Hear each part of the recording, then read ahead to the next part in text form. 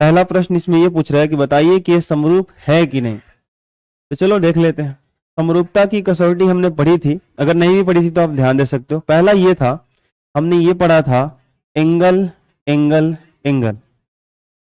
इसका कथन क्या था, क्या बोलते थे कि यदि एक त्रिभुज का तीनों कोण दूसरे त्रिभुज के तीनों कोण के बराबर हो जाता है तो दोनों त्रिभुज समरूप होते हैं, और जो है सो कि वहां पे हम कहते हैं ए समरूपता प्रमेय। तो देख लीजिए, इसका ये वाला कोण 60 है, ये 60 है, ये 80 है, ये 80 है, ये 40 है, ये 40 है।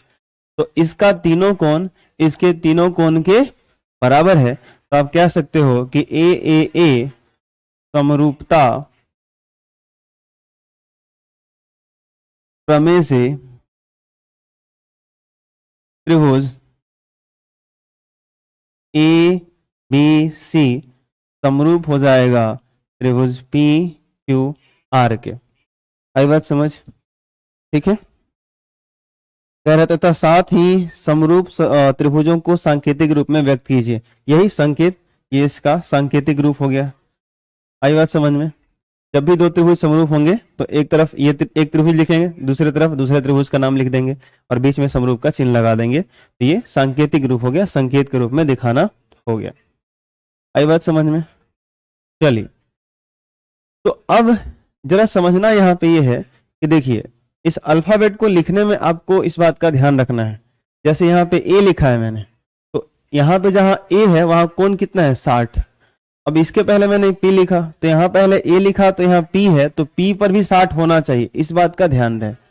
अगर मैंने बी लिखा, यहाँ शीर्ष बी पर अगर कोण 80 बन रहा है, तो दूसरे नंबर पे यहाँ मैंने क्यू लिखा तो क्यू पर भी 80 बनना चाहिए। तो बना है, सही है।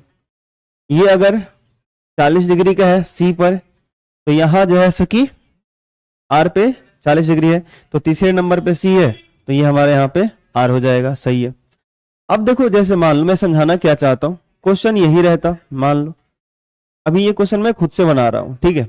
मान लो कि एक ट्रायंगल आपको मैं ऐसे दे दूं, यहां पे ए बी सी, यही वाला ट्रायंगल है, ये वाला है 60, ये वाला है 80 और ये वाला है 40। एक और ट्रायंगल मैं दे देता हूं और मैं बोलता हूं कि ये वाला 80 है, ये वाला 40 है और ये वाला 60 है। अब मैं आपसे पूछता हूं, बताओ ये दोनों समरूप हैं कि नहीं? तो है। 80 80, 60 60, 40 40 है। इसका नाम क्या है, एबीसी। इसका नाम मान लो मैं फिर से कर देता हूं, पी क्यू आर। तो इसका तीनों कोण इसके तीनों कोण के बराबर है कि नहीं? है। और यही हमारा कहता है ए समरूपता प्रमेय कि एक त्रिभुज के तीनों एंगल दूसरे त्रिभुज के तीनों एंगल के बराबर होने चाहिए। अगर ऐसा है तो दोनों त्रिभुज आपस में समरूप होंगे। ठीक है। लेकिन यहां पे लिखने वक्त ध्यान देना है कि मान लो आपने लिख दिया त्रिभुज ए बी सी समरूप त्रिभुज, तो यहां पे आप पी क्यू आर अब नहीं लिख सकते। ध्यान दीजिएगा, यहां पे हर जगह आप ए बी सी और पी क्यू आर नहीं लिख सकते, इस बात का ध्यान रहे। अगर आपने ए लिखा है पहले, तो ए पर कितना है, 60। यहां पे क्या पी पर 60 है? क्या पी लिख दोगे पहले? नहीं, 60 कहां है, क्यू पे, तो आपका पहले आना चाहिए क्यू। फिर बी पर कौन है, देखो बी पे 80 है, तो इसमें 80 कहां है, पी पे है, तो यहाँ पी लिखना पड़ेगा। सी पर क्या है, तीसरे नंबर पे सी लिखा है आपने, तो 40 डिग्री का कौन है, तो 40 कहां है, आर पे, तो इधर आपको क्यू पी आर इस बार लिखना पड़ेगा। पी क्यू आर लिखोगे तो गड़बड़ हो जाएगा, इसको गलत माना जाएगा। तो जो लिखने का तरीका है इसमें थोड़ा सा आपको परिवर्तन करना पड़ेगा, ध्यान रखना पड़ेगा। आई बात समझ में?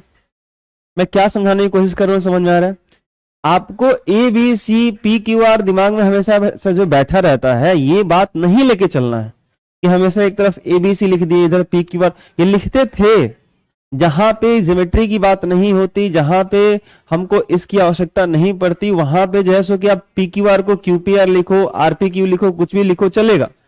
लेकिन यहां पे ध्यान रहे कि बराबर कोण वाला जो शीर्ष होगा वो अपने अपने समान पोजीशन पे होगा। अगर देखो यहाँ ए पहले है और यहाँ पी है, तो ए और पी दोनों पर जो एंगल होगा वो सेम होगा। ए और पी पर देखो 60 60 है। बी और क्यू पे 80 80 है। सी और आर पे देख लो क्या है, 40 40 है। वैसे ही यहां भी होना चाहिए, ए और क्यू पर सेम होना चाहिए। तो ए पर 60 है, क्यू पर 60 है, तो ये सही है। अगर मैं यहाँ पी क्यू आर लिख देता, जैसे मान लो ऐसे लिखता यहां भी कि त्रिभुज ए बी सी समरूप त्रिभुज पी क्यू आर। क्यों सर? क्योंकि पढ़ने में अच्छा लगता है पी क्यू आर। तो क्या ए वाला पी के बराबर है? देखो ए पर कौन है 60 का, पी पर है 80 का, ये बराबर ही नहीं है। तो समरूप तो है लेकिन दिखाने का तरीका गलत हो गया, ये तरीका गलत हो गया। ये मैं समझाने की कोशिश कर रहा हूं।